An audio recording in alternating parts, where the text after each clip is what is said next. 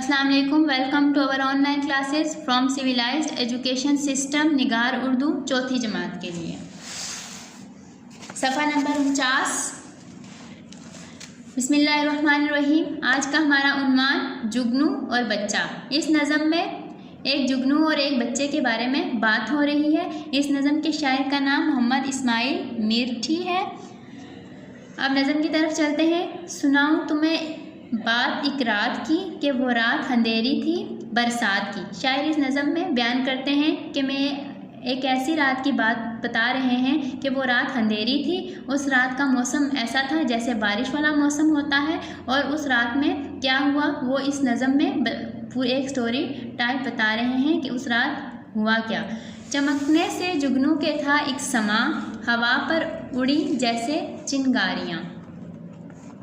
शायर कहते हैं कि जुगनू के चमकने से ऐसा मौसम था, ऐसी हालत यानी ऐसा नज़ारा था कि हर तरफ रोशनी नज़र आ रही थी, जैसे हवा में आग के शोले, जैसे हवा में आग हो और उसके जो शोले हैं वो चमकते नज़र आते हैं। इसी तरह जुगनू की भी कभी रोशनी आती है और कभी जाती है। इसी तरह उसको देखने का एक हसीन मंजर नज़र आ रहा है और वो देखने से इंसान को बहुत खुशी हो रही है। इस रात में जुगनू जो है अपनी रोशनी में चमक रहा है। पड़ी एक बच्चे की उन पर नज़र, पकड़ ही लिया एक को दौड़कर। यानी एक बच्चा था, उसकी नज़र उस जुगनू पे पड़ी, उसने उसको जाके पकड़ लिया।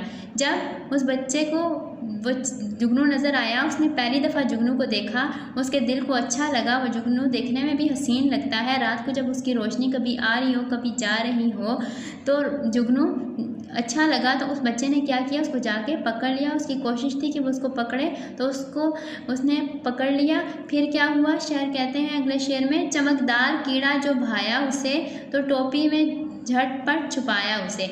यानी चमकदार कीड़ा से मुराद यहाँ पे जुगनू ही है। जुगनू, उसके दिल को बहुत अच्छा लगा जब उसने देखा उसके वो चमक रहा है, तो उसके दिल पे ये चीज़ बहुत असर कर रही थी। वो हसीन मंज़र उसे बहुत अच्छा लग रहा था, तो उसने क्या किया, उसने फ़ौरन उसे अपनी टोपी में छुपा लिया ताकि कहीं ऐसा ना हो कि इसकी रोशनी ख़त्म हो जाए या ये जुगनू कहीं चला जाए। फिर क्या हुआ, वो झमझम चमकता इधर से उधर, फिर कोई रास्ता ना पाया मगर।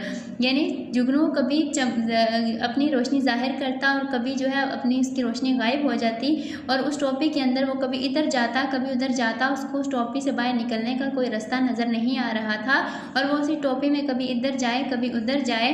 तो फिर क्या हुआ अगले शेर में, तो गमगीन कैदी ने इल्तिजा की कि छोटे शिकारी मुझे रिहा कर। गमगीन यानी गमज़दा कैदी, यानी वो कैदी कैसे था, वो उस टोपी के अंदर कैद था, ना वो बाहर ना वो कहीं जा सकता था, सिर्फ उसी टोपी में रह सकता, टोपी में ही था, क्योंकि वो तो हवा में उड़ने वाला एक कीड़ा था और इधर उधर फिरने वाला था। वो कैद कैसे रह सकता था, और वो इस वजह से बहुत गमज़दा हो गया। तो उसने छोटे शिकारी से मुराद यानी वो बच्चा है, उसको शिकारी यानी उसने शिकार कर लिया था, उसको पकड़ लिया था, तो इसलिए वो शिकारी था। उसने कहा कि मुझे उसने उससे इल्तिजा की, खुदा के लिए छोड़ दे मेरी कैद के जाल को तोड़ दे।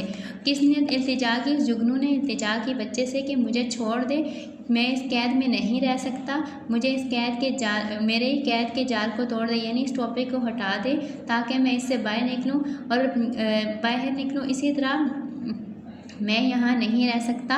फिर क्या हुआ, करूँगा ना आज़ाद इस वक्त तक कि मैं देख लूँ दिन में तेरी चमक। यानी बच्चे ने क्या कहा कि मैं तुम्हें उस वक्त तक आज़ाद नहीं करूँगा जब तक मैं तुझे दिन में चमकता हुआ ना देख लूँ।